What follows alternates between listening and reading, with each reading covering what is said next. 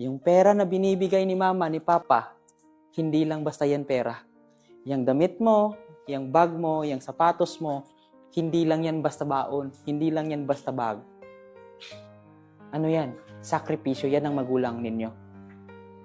Kaya kung pwede lang, pag sabi nila na mag-aral kayo ng mabuti, aral. Hindi magbarkada.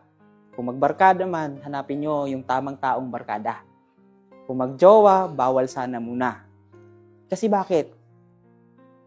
Mag-uyab-uyab na ka, 20 pesos imong kwarta? Pwede ba? Isipin ninyo, hindi ba nakakahiya na batang-bata kayo, magjojowa kayo, tapos yung perang binibigay sa inyo, gagastusin nyo para sa ibang tao? Ang tanong ko, para kanino to? Di ba para lang sa'yo? Hindi para sa ibang tao. Hindi pang date-date mo, hindi pang jowa-jowa mo.